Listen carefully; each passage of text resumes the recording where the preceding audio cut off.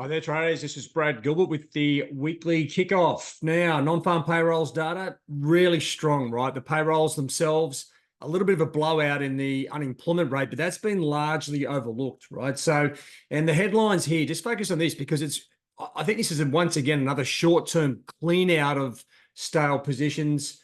US dollar bounces a strong jobs report, likely delays Fed easing this year.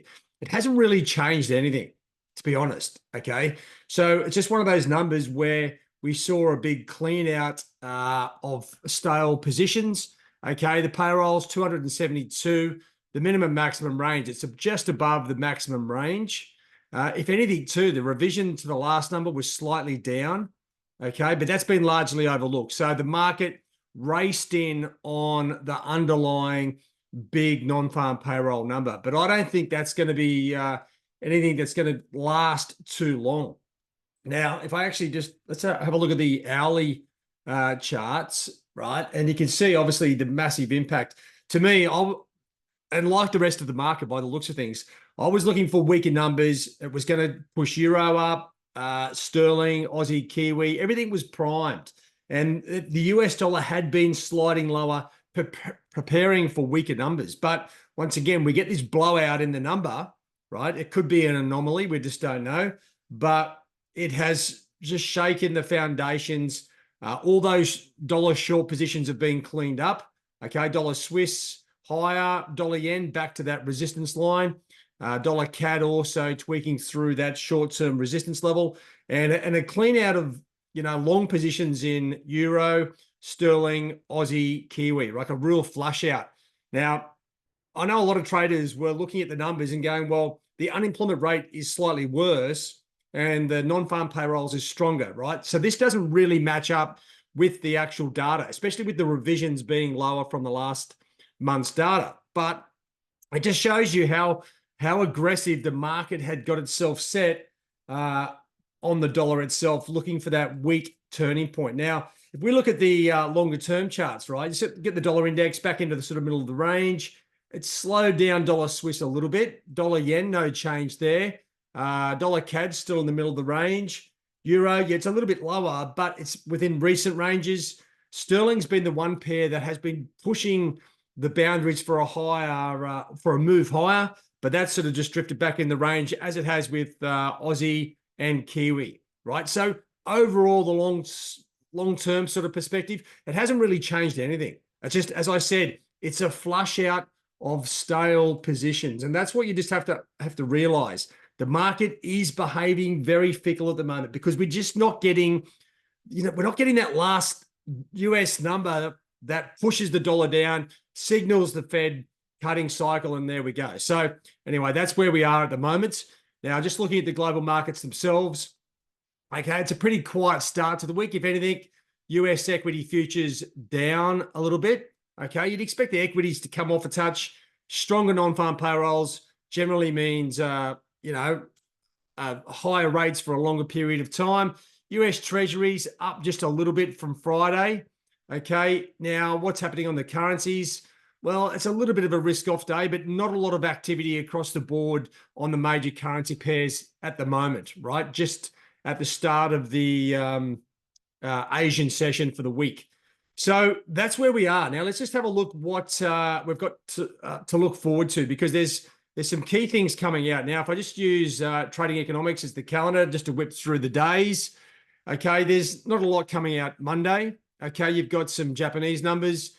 On Tuesday, NAB business confidence numbers, I guess they're worth a look, but really the unemployment figures out of the UK will be a bit of a focal point, right? The market's trying to, once again, we'll be trying to work out where the balance of momentum is. And that'll take probably all day today for that market just to filter in and factor in those US numbers. I think we're going to see the dollar retrace some of those moves from Friday because it's overdone. Right, the whole move. Now, coming into Wednesday, for the Australasia session, the Chinese inflation numbers, you've got GDP numbers, industrial production, manufacturing production numbers out of the UK, right? Connecting the dots. Tuesday, UK employment. Wednesday, UK manufacturing, GDP numbers. So that's going to be in place. Sterling, big time. But the core number we want to see, or the real number we want to see, is the US inflation numbers, right? See exactly what's going on here. Are these numbers on the employment numbers an anomaly, or is, you know what, is employment going through like good, and actually economic activity in the US is strong? We'll find out here, right? This is what the market really wants to see, these numbers here. So it's a great opportunity. Numbers come out Wednesday, gives us a couple of days for the market to factor that in, and we'll see where things are going. Obviously, you got the Fed interest rate meeting, no change of rates expected, funnily enough. But I tell you what, if we do get some major variance in those inflation numbers on Wednesday, we might see something out of the Fed, right? Later on that Wednesday itself.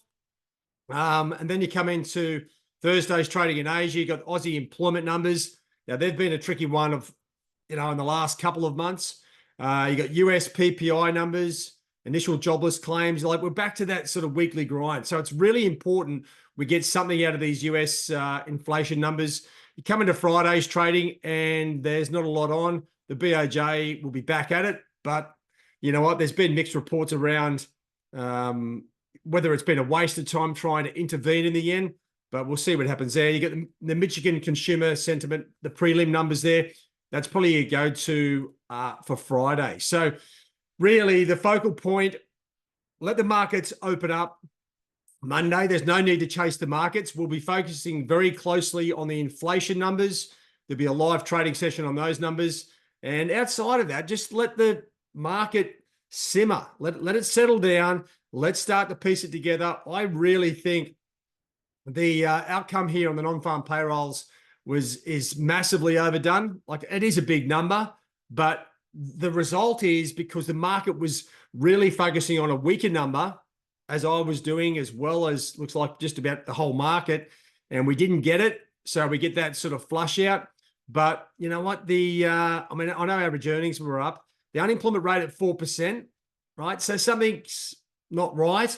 And don't forget, those revisions were only slightly weaker. Should take a little bit of shine off those numbers.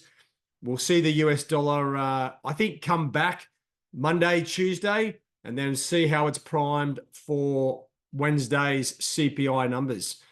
All right, guys, it's going to be quite interesting. Lots to look at. Just don't get sort of disillusioned that we didn't get the weak numbers and the US dollar's back in the middle of the range. But it's just the way it is, and that's all we can do. Focus on the good trading opportunities.